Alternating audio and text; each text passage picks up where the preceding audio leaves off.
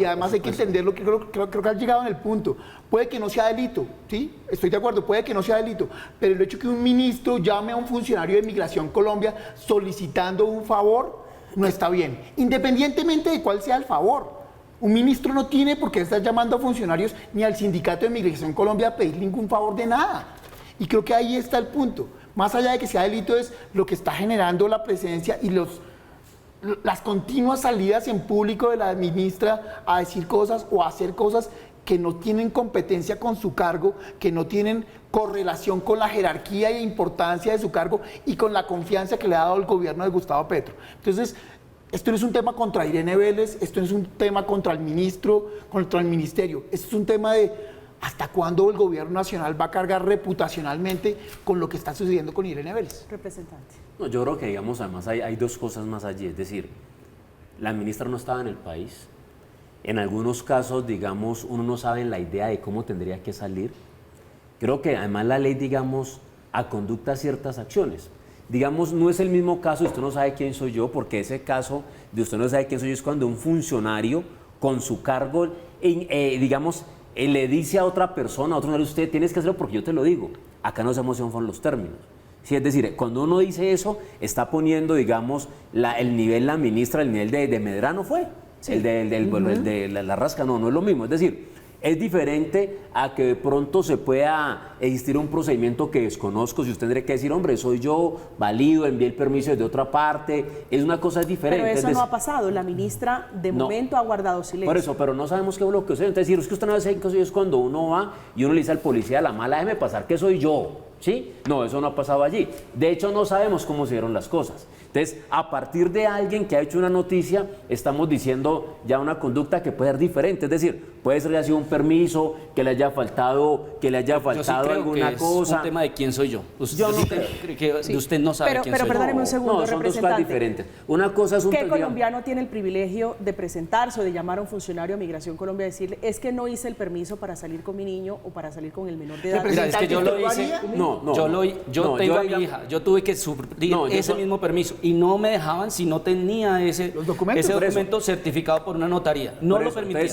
Pero si una llamada en medio de la diligencia sugiere que pueden estar por encima de ese protocolo, entonces ahí sí hay usted no sabe quién soy yo. Yo creo que eso está mal, pero usted no sabe que eso yo es otra cosa. Es decir, es cuando usted agrede al funcionario, lo atrapa, digamos, lo transgrede con su superioridad jerárquica, lo intimida y le dice es que soy yo y tenés que hacerlo. Pero es que este es un funcionario, esto no es el director de Migración Colombia, sí, pero eso es el funcionario que estaba en ese momento ahí. Es un funcionario en condición de inferioridad jerárquicamente hablando. Si usted lo llamara a la ministra, ¿no cree que habría allí un poquito de miedo en ese tipo de cargos? A mí me preocupa el efecto que va a tener esto para el trabajador. Si hay un funcionario que son los que enfrentan a diario cosas galletas los de Migración Colombia, que les pasa a todo el mundo, hasta gente extranjera, o sea, allí pasa de todo, ¿no? Y además son unas personas que son capacitadas, hemos gastado una plática capacitándolos. Si un funcionario de Migración Colombia se deja intimidar por una llamada de una ministra que haga una cosa donde hay un requisito, tiene que irse. Yo sí creo que aquí la parte de es el trabajador. El sindicato dice que ese funcionario se sintió intimidado. ¿Cómo así? Estamos hablando de funcionarios donde personas que vienen con maleta con dólares de otra parte, donde Migración ustedes capturan personas que son ilegales, personas que no pueden salir del país por problemas con la justicia, que coges bandidos y que te intimida una llamada. No, el funcionario público sabe que si el requisito dice es A, B, C y D y usted lo puede hacer, no lo haga. Mira, porque ella creo que sí y lo segundo, en la realidad, ¿qué posibilidad hay? Hablemos de este caso. ¿Qué posibilidad hay de que haya un caso de este estilo y usted tenga el número del funcionario que está atendiendo a su hijo? No, óyeme, ¿usted se imagina que la ministra tenga ese número? No. Por eso, aquí pasa algo que no nos han contado. Yo preferiría conocer cómo es la denuncia, porque yo le digo, yo soy representante de la Cámara, y si hoy pasa algo de Migración, yo no tengo el número, yo no sé quiénes son. Me tocaría pedirlo, alguien tiene. ¿Cómo sé quién es la persona que lo tiene? No, eso no es fácil. Por la jerarquía que usted ostenta. Yo creo que para un aeropuerto creo que hay varios elementos ahí. Pasa ya de ilegal. Yo dije que hay 3 elementos sobre los que hay que analizar esto: lo administrativo, lo penal, pero vamos a hablar en términos de la legitimidad de esa actividad y de su rol como ministro. pero me va a quedar solo en lo administrativo. El solo hecho de desarrollar esa llamada tiene dos efectos, y es en efecto lo que significa un tráfico de influencias, o lo que pueda significar esto que estamos diciendo de usted no sabe quién soy yo. Aquí hay un autor que es un determinador y hay un ejecutivo que es el que motivó. Es decir, aquí sí o sí tendremos que escuchar la posición de las autoridades para decir si ese funcionario, y aquí hay que tener en cuenta que hay una parte débil ahí. Permíteme digo esto. El determinador y el ejecutivo, ¿cómo es que? Sí, no. Mira, esto es un tema de caracterización. ¿Cómo el tema de un ejecutivo? Vamos a decirlo de esta manera, Alejandro. Aquí llamó a alguien y aquí alguien lo hizo. Eso, alguien llamó. Ahí hay dos responsabilidades, pero permíteme. ¿Cómo consigues el número del funcionario? El tema concreto allí es que hay una parte débil que está enfrentando y que va a enfrentar un proceso administrativo y disciplinario, que es ese trabajador. Y al trabajador hay que protegerlo, porque ahí sí hay una parte débil, que recibió una llamada de alguien jerárquico que él no sabía quién lo estaba llamando y que tuvo que actuar porque seguramente estaba en juego su tarea y su trabajo. Luego, ahí hay una responsabilidad. Y esa responsabilidad la tiene la parte fuerte de no generar ningún tipo de presión sobre ese trabajador. Y aquí vamos a decir una segunda cosa. Es un trabajador sindicalizado. Un saludo a los trabajadores Yosemco, que son los trabajadores que pusieron el debate. No y desde ese punto de vista creo que es importante que se proteja también, porque si no la salida más fácil de este caso va a ser destituir al funcionario. Su tesis, no Mauricio, es que esto se va a romper, que como siempre pasa por la parte de como pasó cuando en el Palacio de Nariño llaman a una trabajadora doméstica, donde sucede la parte débil desprotegiendo al trabajador. Y aquí estamos en un gobierno que dice proteger a los trabajadores.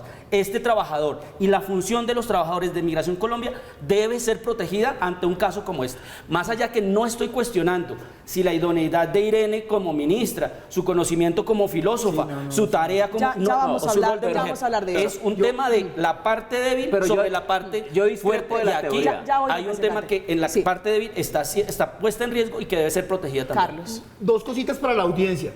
No nos enredemos. No nos enredemos, a la audiencia por favor no se enrede. Aquí hay un tema clarísimo y es una persona que tiene un cargo jerárquico superior al del funcionario que por alguna razón consigue el número telefónico, y usted sabe que se pueden conseguir números telefónicos de un ministerio a otro, ¿sí? Uno puede llamar al ministro y decirle, usted me puede dar el teléfono del director de Migración Colombia, y de ministro a ministro se pueden pasar los números telefónicos. Pero audiencia, lo que es claro es que un funcionario, al parecer, llamó a un empleado que tiene un nivel jerárquico menor a pedirle un favor que no puede pedirle.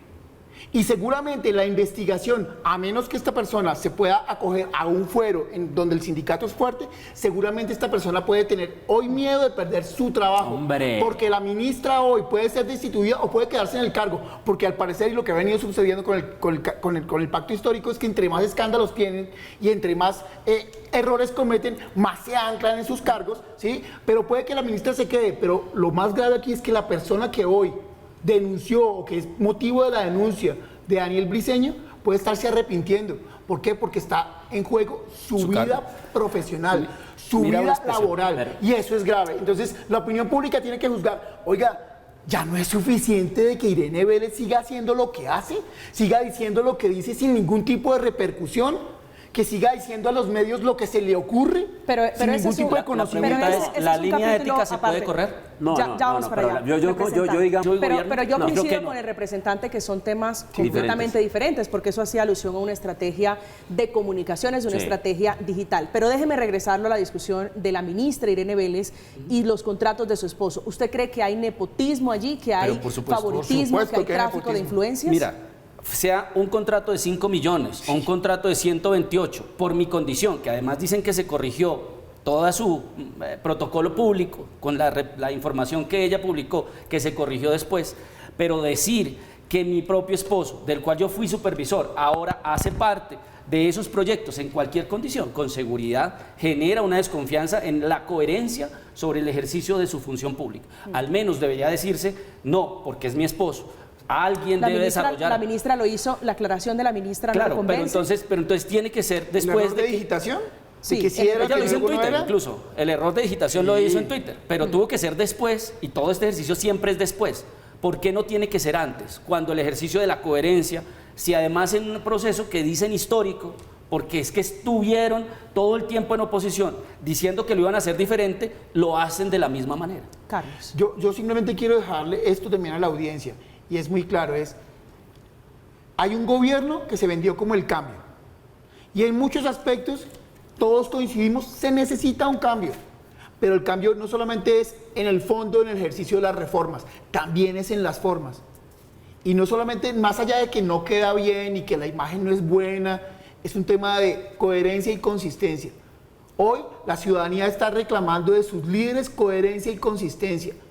Y este ejercicio de nepotismo, lo demás es retórica, lo demás es construcción narrativa de un discurso para engrandecer, disminuir o disimular lo que es claro. Se llama nepotismo. Le pido de antemano excusas de forma anticipada por lo que le voy a decir, pero aquí hemos tenido con usted muchas conversaciones sobre el pacto histórico, sobre el plan de gobierno del presidente Gustavo Petro, y lo he notado usted en decepción continua. ¿Usted está en el paquete de desilusionados del pacto histórico? Yo soy de esos que votó por Gustavo Petro. Yo lo reconozco, en mis redes sociales lo dije abiertamente, voté por Gustavo Petro, a pesar de que he sido muy crítico desde un principio, y voté por Gustavo Petro por muchas razones. Y una de esas razones es porque dije, oiga, vamos a ver si la coherencia alcanza, si todo lo que se criticó se va a corregir. Y mucho de eso que se corrigió se volvió a repetir. Hecho ese paréntesis, quiero preguntarle si usted cree que esto es coincidencia, si ve allí una estrategia de desinflar a la ministra Irene Vélez, porque es que La Silla Vacía ha hecho un documento muy interesante alrededor del cargo de ministro de Minas y Energía, diciendo que se le ofrecieron a Fernando Vargas Mendoza, despejando un poco la gobernación, las aspiraciones a la gobernación de Santander. ¿Usted ve allí, como dicen coloquialmente, pujas internas, cuchillo dentro del gobierno del presidente Gustavo Petro? Lo que acaba de señalar es muy importante y yo creo que vale la pena ampliarlo un segundo. Y es para recoger lo que dice el representante. Esto no es una campaña de desprestigio de la oposición. Estos son errores continuos, frecuentes de un funcionario público que no estaba capacitado para ejercer su cargo. Ella no debió haber sido ministra de Minas y Energía porque no tenía las competencias ni académicas, ni profesionales, ni de experticia para hacerlo. Ok, la nombran, empieza a cometer errores. Los errores son de ella, no son de la oposición. Claramente, y en eso sí le hallo la razón al representante, la oposición los aprovecha, los maximiza, porque estamos en un ejercicio de oposición y porque claramente ustedes debían haber cuidado y blindado todas sus aristas. Ese es un primer escenario. Lo segundo, que dice María Camila, puede ser que al interior también las fuerzas que están buscando reestructurar las coaliciones en el Congreso para las reformas estén reclamando posiciones y ejercicios de poder para poder rearmar coaliciones con algunos partidos, y puede que, para ser muy claro, sea fuego amigo. Es decir, que este tipo de filtraciones de información ni siquiera provengan de la oposición, sino que sean personas interesadas en rearmar la coalición, que están dentro del pacto, que tienen intereses para llegar a esos tipos de ministerios por la fuerza y la capacidad burocrática que tienen, que están filtrando esta información. Eso creo que hace parte de este ejercicio de rumorología y de suspicacias, que a mí no me gustan, pero puede llegar a pasar. De momento no han podido, es una de las consentidas y protegidas del presidente Gustavo Petro, que allí ha mantenido. ¿Usted ve codo dentro del pacto histórico y es posible? ¿Usted le suena esa teoría que internamente están haciéndole el cajón a la ministra Irene Vélez? No, lo primero que quiero decir a Carlos, digamos, yo creo que Irene goza de todas las cualidades académicas. Creo que pocos colombianos tienen los méritos académicos que tiene ella. Quisiera ver, digamos, muchos de los que la critican que tuvieran un doctorado y tuvieran, digamos... No, yo tengo... no es por eso, representante, es un tema de la... un segundito, solamente un segundito. Es un tema de la competencia para ser ministro de Minas y Energías. Usted es un filósofo que tiene conocimientos y tiene experiencia profesional en trabajo ambiental. Debió haber sido el ministro de Medio Ambiente, no el ministro de Minas y Energías. Yo pondría en otro escenario. Digamos, es lo siguiente. Uno, digamos... Muchos quisieran tener el currículum académico, creo que tienen la capacidad. La ley dice quiénes pueden ser ministros y quiénes no. Y el ejercicio de su cartera no le ha ido mal. En los desarrollos como tal de cartera les ha ido mal. La oposición es verdad, pero podemos hablar de cifras. Les digo, no les ha ido mal. Creo que allí, a diferencia de otros momentos que eran más experimentados, en su primer año, lo primero que están es cumplir con el plan de gobierno que presentamos a los colombianos, por el que tú dices que votaste. Sí, lo está cumpliendo a la perfección. Nosotros no engañamos a los colombianos, nosotros dijimos qué íbamos a hacer y en el ministerio se está ejecutando ese tema. Entonces creo que son dos diferencias, es decir,